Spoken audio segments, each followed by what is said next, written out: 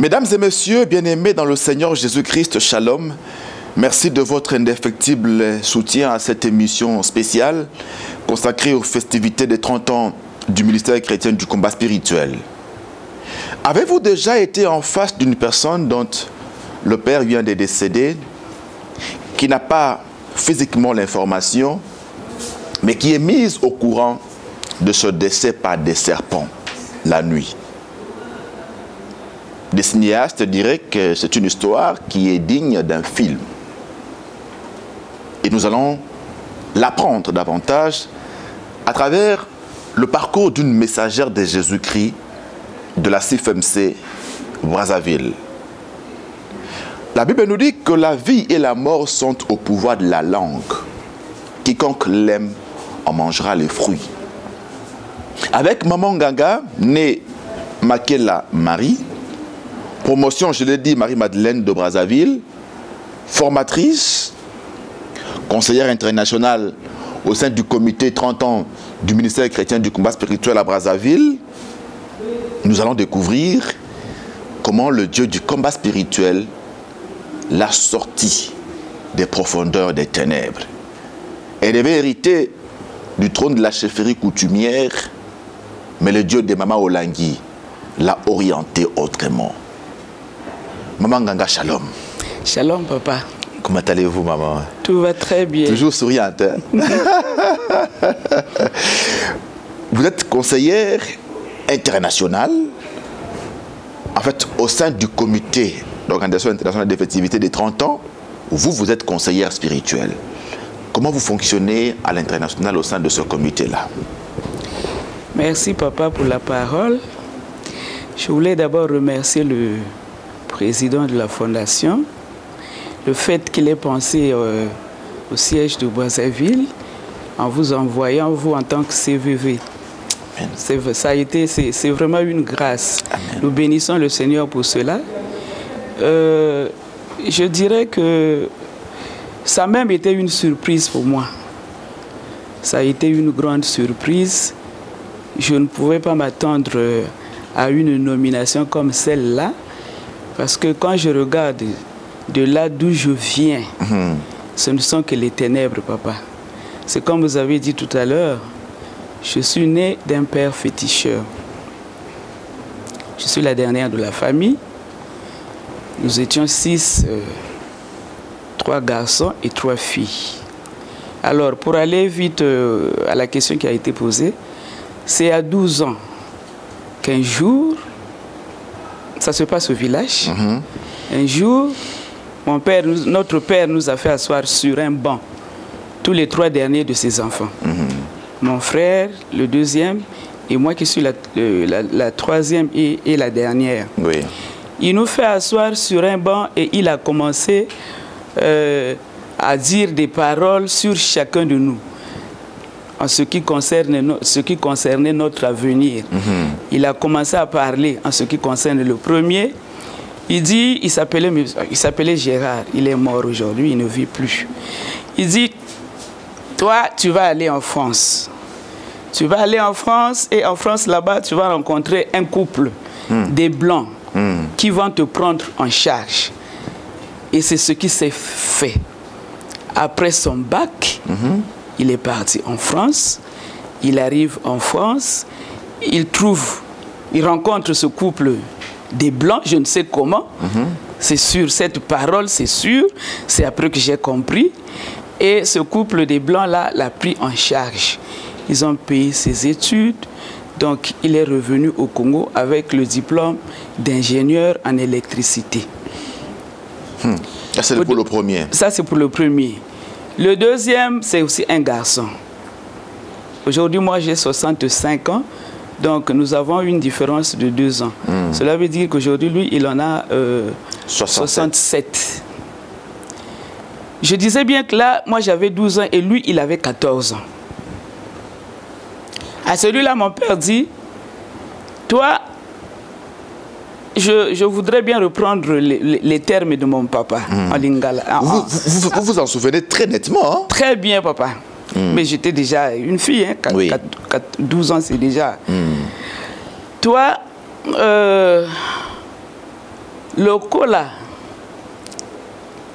yo au Pesakanga respectait, parce que nous étions dans un ménage de plusieurs mamans. Mon père avait plusieurs femmes. Oui. Donc, allez-y comprendre, c'est la jalousie, c'est les animosités, c'est la haine dans un foyer comme celui-là. Tout à fait. Moi, personnellement, je n'ai jamais connu l'amour maternel dans le foyer de mes parents. Alors, toutes les fois que mon père et notre maman à nous, parce que notre maman était la deuxième femme de notre père. Oui. Donc, toutes les fois que mon père avait des problèmes avec notre maman, celui-là, le deuxième là, il était toujours du côté de notre maman. Donc, il prenait les pierres et il jetait sur notre papa. Wow. Et c'est ce qui a fait que, pendant que notre papa était en train de prononcer ces paroles sur chacun de nous, notre papa a dit à celui-là, il dit, yo, lokola yo li ozwakaka pare ya mama na yo, yo okozala moto na mokili ote. Il l'a maudit. Il l'a maudit. Et papa, aujourd'hui, il a 67 ans. Sincèrement, il a été maudit. Du vivant de mon frère, l'aîné là, parce qu'il était directeur à la SNE. Donc, il avait cette facilité de lui donner le travail. Il a été appelé plusieurs fois à la SNE par notre frère aîné là, afin qu'il puisse travailler à la SNE. Celui-là, le deuxième là, il dit, moi, je ne peux pas travailler à l'État. Moi, ce que je veux faire comme travail dans ma vie, comme ma pousse-pousse. Ce n'est pas vrai. Et aujourd'hui, ce que notre papa avait, les paroles que notre papa avait prononcées à son endroit se sont réalisées. Dans sa vie, il n'a fait que comme ma pousse-pousse. Il n'a pas étudié. Il n'a pas étudié. Il s'est arrêté au CM2. Il n'a pas étudié. Dans la famille, on a tout fait pour qu'il soit quand même quelqu'un. Qu'est-ce qu'on a fait? On a cotisé de l'argent. On s'est dit, mais on peut l'aider à travers sa femme. Qu'on essaie de cotiser de l'argent pour qu'on lui épouse une femme. Peut-être qu'à travers cette femme-là, la femme va l'aider. C'est ce qu'on a fait, papa. On s'est cotisé de l'argent. On lui a épousé une femme. Malheureusement, le jour que sa femme, par la grâce de Dieu, il a quand même réussi à engrosser la femme. Mais le jour que sa femme est allée accoucher, la femme est morte, l'enfant est mort. Waouh! Qu'est-ce qu'on a fait d'autre? Mon frère aîné là qui travaillait à la SNE, il lui a acheté une voiture. On a tout fait pour l'aider. Il lui a acheté une voiture, il dit, prends la voiture là, tu vas faire taxi. Mais la voiture qu'on avait achetée et la voiture n'est jamais sortie dans la rue. Parce que lui, il dit, moi, je ne peux pas faire le travail de l'État, je ne peux pas être un patron. Moi, ce que je veux faire, c'est qu'on me demande pousse-pousse. Et c'est ce qu'il a fait.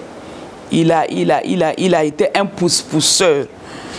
Donc aujourd'hui, où je vous parle, il est à Pointe-Blanche.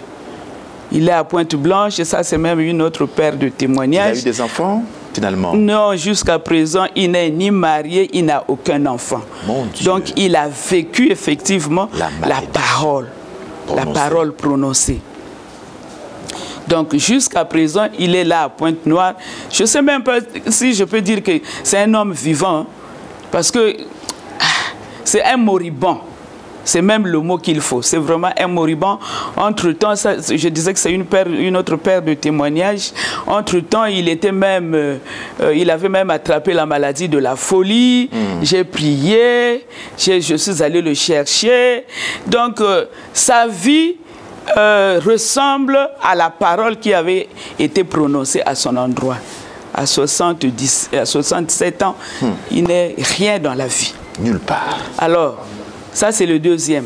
Celui-là, c'est le deuxième. Et moi, je suis la dernière. Oui. Et à moi, mon papa avait dit, toi, le jour que moi, je vais mourir, c'est toi qui vas hériter de mes fétiches. J'avais 12 ans. Et quand il meurt, je suis dans la quarantaine d'âge. Oui. Il meurt, comme je vous ai dit tantôt. Il était hospitalisé, mais pendant qu'il était hospitalisé, nous étions en pleine guerre ici dans le pays. Donc je n'ai pas eu la possibilité d'aller lui rendre visite. Donc, il meurt. Moi, pendant qu'il était en train de mourir à Makelekele, là-bas, c'est au sud de Brazzaville, moi, j'étais au plateau de 15 ans. Et ce sont les serpents, cette nuit-là, qui sont venus m'annoncer la mort de mon père. Je les ai vus dans le rêve, en rang. Ils sont rentrés chez moi. Ils ne se sont pas trompés de porte. Hein. Il n'y a pas seulement que moi qui étais au plateau. Je n'étais pas la seule au plateau de 15 ans. Donc, ils ont retrouvé ma parcelle, là où j'habitais avec celui qui venait de me quitter. Ils sont rentrés dans le rêve. C'est eux qui sont venus me dire que papa est décédé à Makelekele. Là, physiquement, vous n'aviez pas l'information. Jusque-là, je n'ai pas l'information physique. Mais quand, le lendemain matin, c'est le lendemain matin que je vais recevoir un coup de fil qui va confirmer ce que les serpents sont venus m'annoncer la nuit. Alors, comme je ne pouvais pas me rendre à Makelekele parce que nous étions en pleine guerre, nous avons tout fait avec celui qui venait de me quitter. Nous avons tout fait pour aller assister, ne fût-ce que le jour de l'enterrement. Malheureusement, nous sommes arrivés au moment où le corps était en train de partir déjà à l'enterrement. Donc, je n'ai pas vu... Oui, vous n'avez pas vu le corps de mon père. Je n'ai vu ni le cercueil, ni le corps de mon père, parce qu'au moment où nous sommes arrivés, le corps était déjà parti. Parce qu'il fallait chercher comment arriver là-bas, parce que nous étions en pleine guerre. Et donc, les 3 serpents, voilà, viennent vous annoncer que papa est décédé. À ce moment-là, vous êtes au ministère avec papa, Nganga? Oui. Quand les serpents viennent m'annoncer que mon père est décédé, j'étais déjà au ministère dans une classe d'affermissement.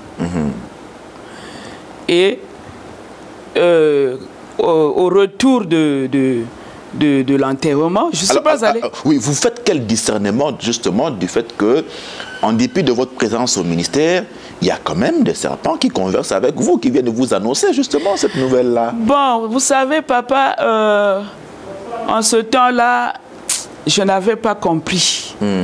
Mais ce que je sais, c'est qu'un jour, nous sommes allés chez maman, chez les parents.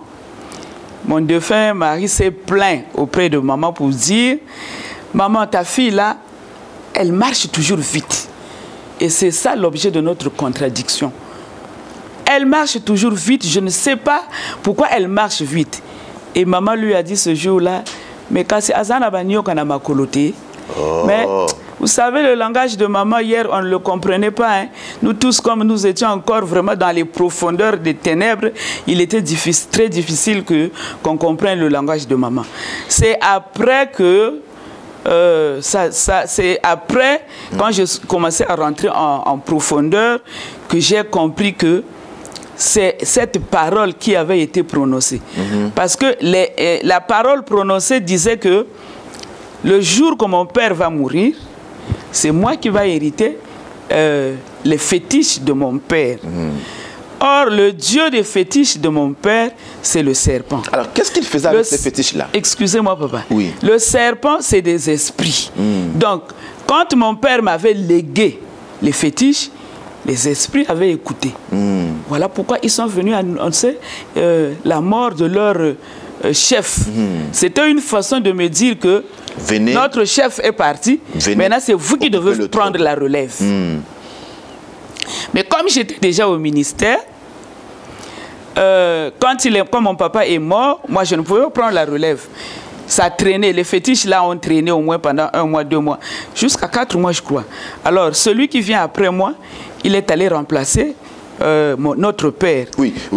Il est allé le remplacer. Il est allé le remplacer. Oui. Alors, dites-nous un peu, ces fétiches-là étaient représentés par quoi? Qu'est-ce que papa faisait avec ces fétiches? Voilà. Souvent, c'était des...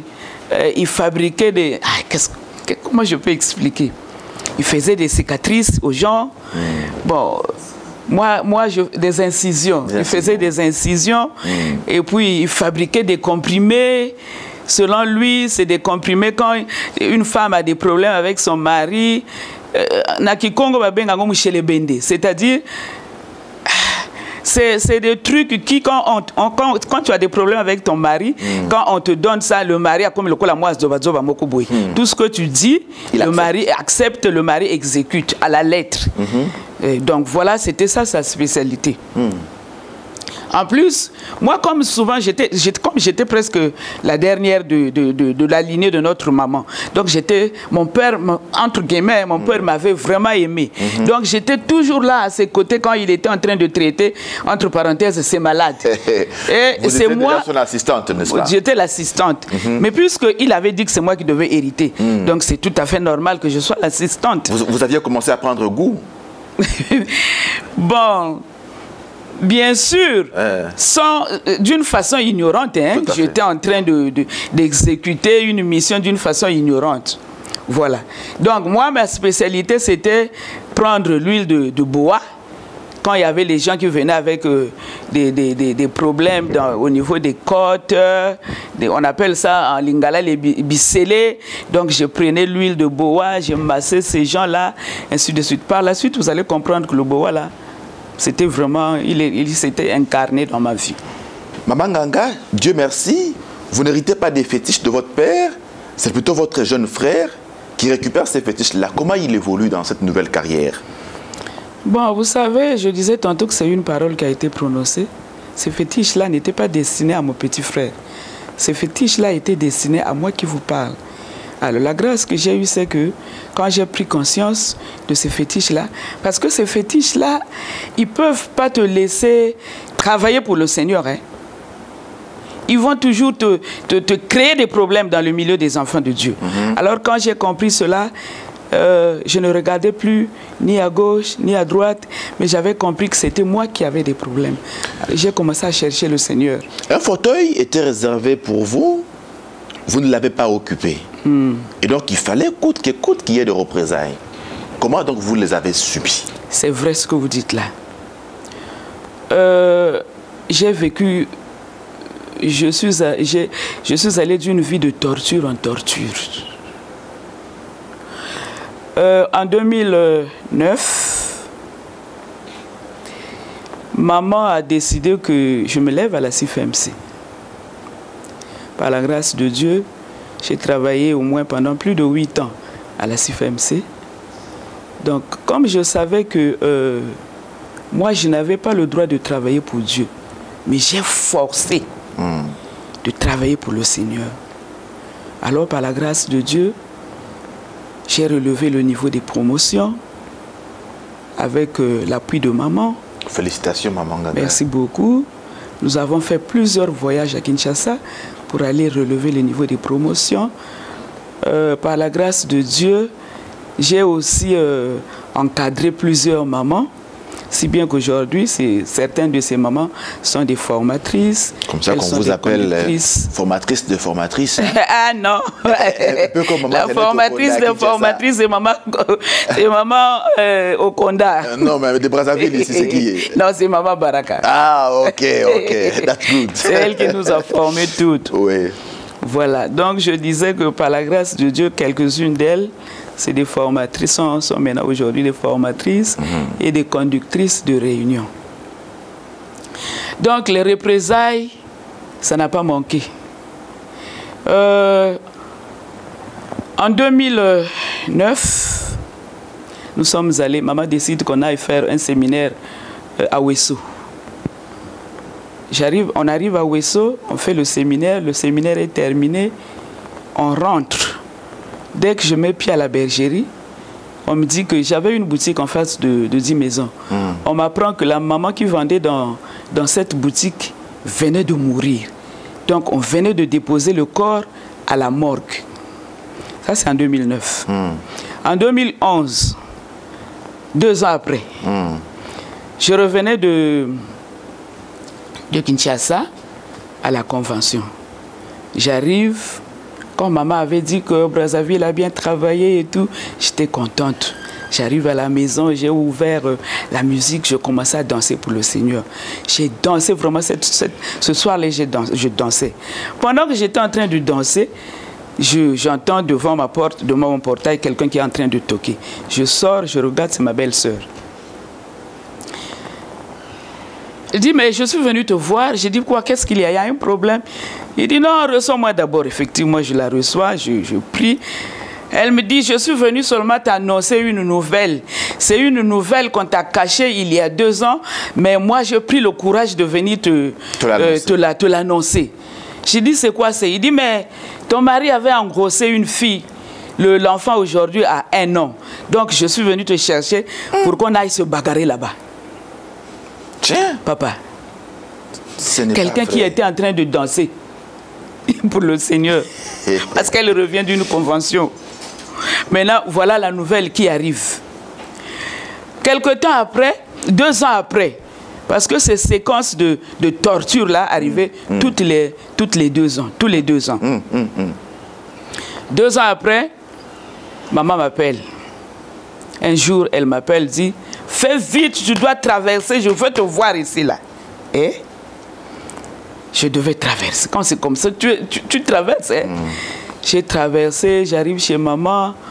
Maman me dit, voilà, toi, quand ton frère est mort en Afrique du Sud, tu as chassé la belle sœur, tu as chassé les enfants, tu as hérité de tous les biens de ton frère.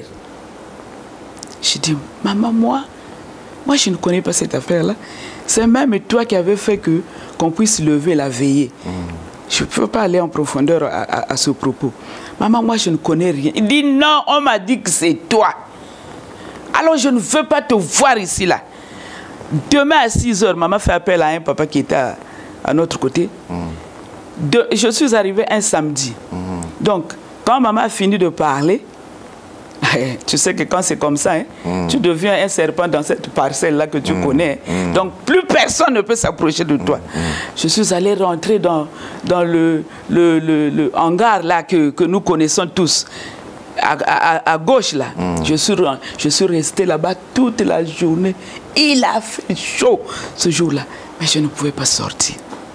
Alors, le dimanche, ce soir-là même, le dimanche plutôt, quand on est rentré de l'adoration, maman appelle un papa là, il dit à ce papa, demain à 6 h du matin, mais il y a beach, à Zandoki, à Botoribiloko, il y a famille Onde qu'on a eu à Tiki. Mais il y a beach à traverser, je ne veux pas la voir ici. Papa, je suis celui qui est venu me chercher aussi, là à l'hôtel où j'avais passé la nuit, il est venu à 6 h. Il dit, je dois venir à 6 h parce que maman dit que je viens te chercher à 6 h. Je dis, mais à 6 h, les bateaux n'est même pas commencé. Il dit, maman a dit que je viens te chercher à 6 h. Il a obéi. Donc on est parti de l'hôtel à 6 h. On a attendu 9 h 30. Je suis revenu à Boissa. Je suis revenu à Boissa. Je suis rentré en prière pendant 2 mois. Et c'est dans cette prière de 2 mois que le Seigneur va me révéler ce qui s'était passé quand j'avais 12 ans. Et le Seigneur va me montrer quand notre Père nous avait fait asseoir sur le banc et quand il commençait à prononcer des paroles sur la personne de chacun de nous. Et c'est là où j'avais compris que c'était les fétiches qui s'étaient fâchés parce que je n'ai pas exécuté la mission de la famille d'hériter les fétiches qui m'avaient été confiés.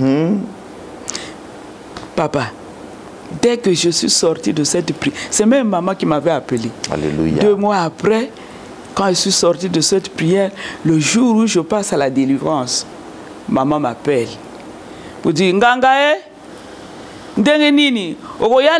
na conférence, il y a leader, il y avait une conférence des leaders à Kinshasa. Alléluia. Je dis, maman, non, je veux venir. Nazotinda yo billet. Il y a une conférence, il y a leader. C'est pour dire quoi? C'est pour dire que tout est spirituel. Amen. Amen. Vraiment, tout cherchons la délivrance. Effectivement. Maman a raison.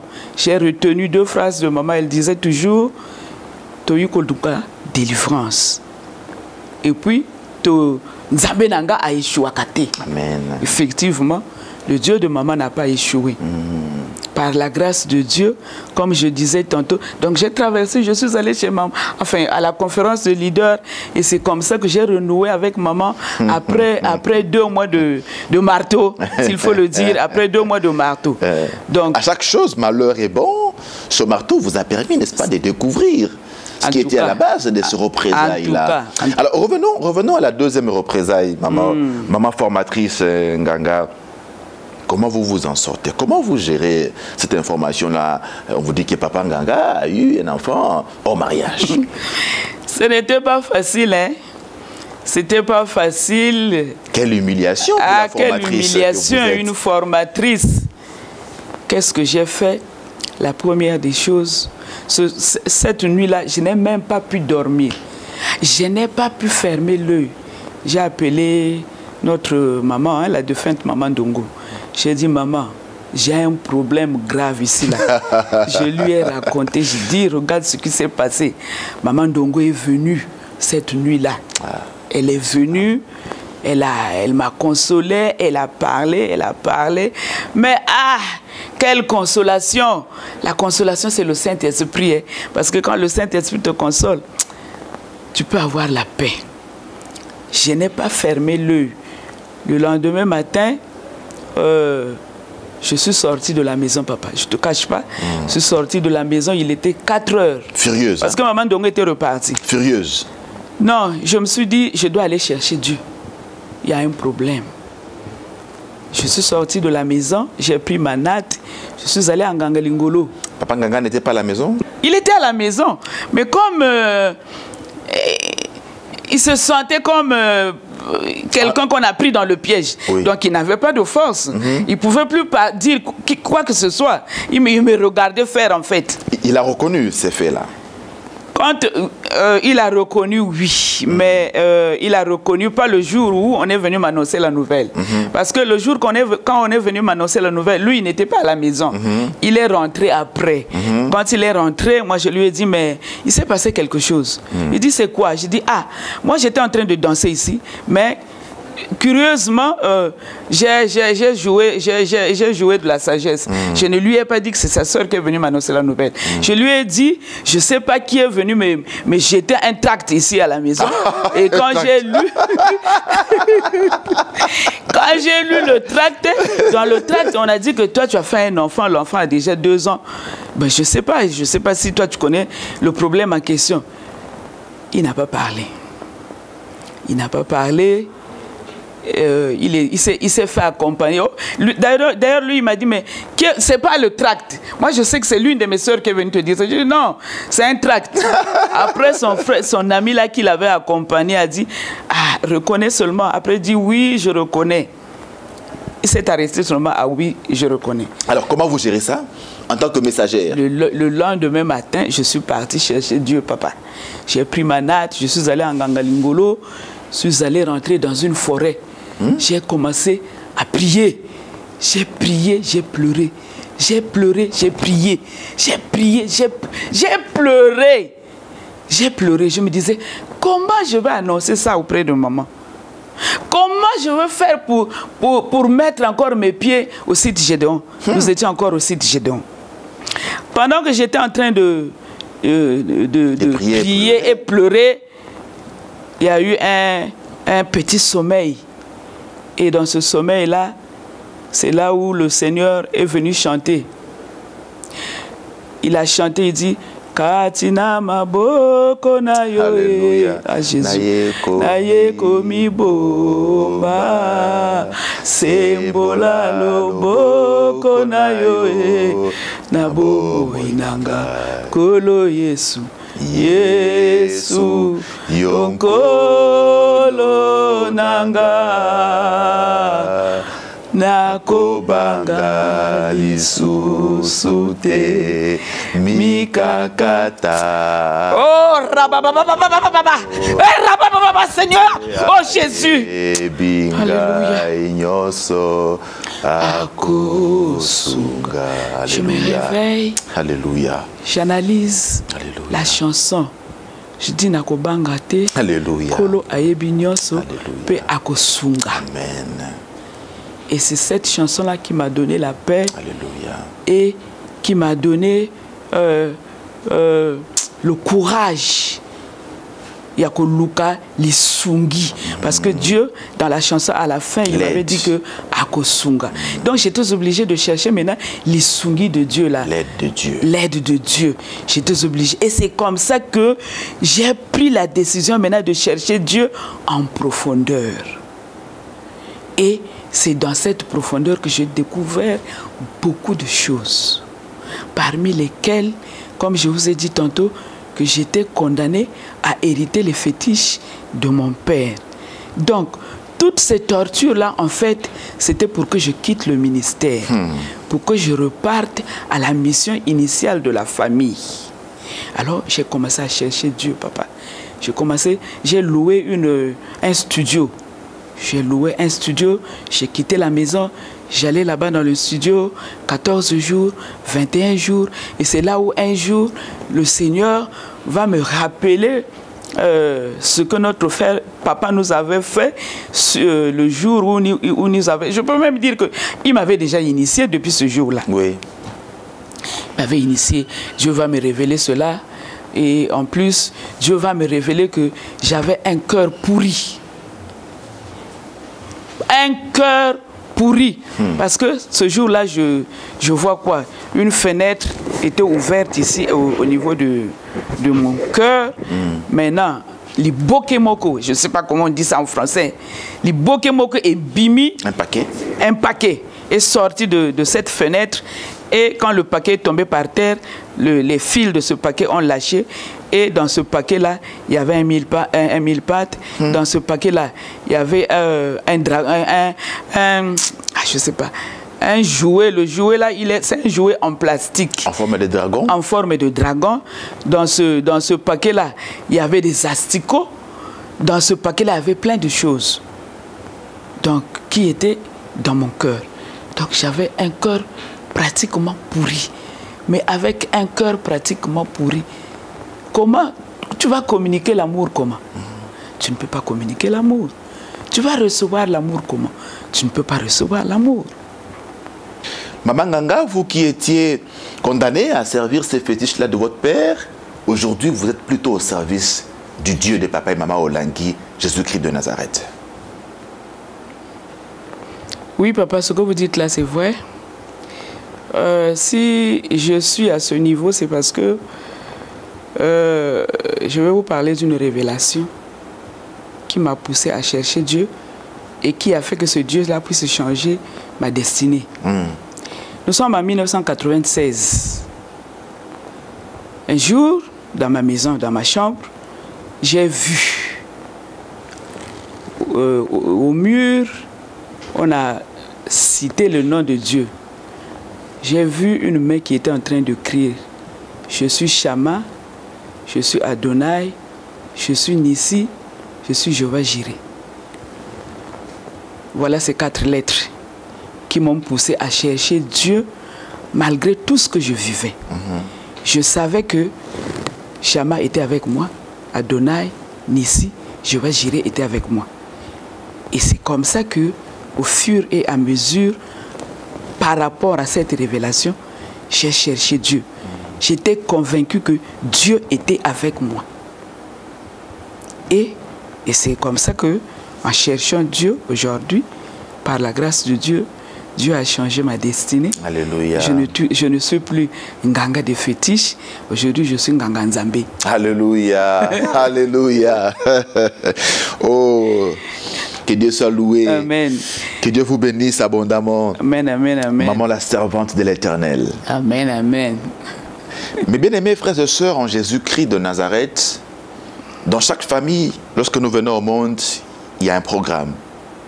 L'ennemi travaille justement pour que ce programme soit exécuté dans la vie de chacun de nous. Il le fait, mais il se trompe. Pour ceux qui ont confié les leviers de leur vie à Jésus-Christ de Nazareth, il nous dit, avant que je t'eusse formé dans le sein de ta mère, je te connaissais. Je t'avais établi prophète. Amen. Et donc, il y a ce programme-là de l'ennemi, mais il y a aussi le programme du Tout-Puissant. Amen. Et c'est ce programme-là qui se réalise. Il prime. Qui prime. Pour que ce programme prime dans votre vie, il faut que vous cédiez le cœur de votre vie, votre barque à Jésus-Christ de Nazareth, qu'il prenne place. C'est alors que son esprit va travailler pour que son programme à lui seul s'accomplisse. Maman Nganga, merci, on se retrouve prochainement à Kinshasa, n'est-ce pas? Merci beaucoup, papa. Oui, nous serons là. Vous vous préparez déjà pour Kinshasa? Oui, le Seigneur est en train de faire. Avez-vous déjà fait vos valises? Les valises encore, je dirais non, mais bientôt je vais faire mes valises. C'est sûr que nous allons nous retrouver à Kinshasa. Soyez bénis, maman. On va se retrouver à Kinshasa. Mesdames et messieurs, on prend rendez-vous donc pour Kinshasa du 17 au 31 octobre pour les festivités des 30 ans du ministère chrétien du combat spirituel. Merci de votre attention. Que Dieu vous bénisse.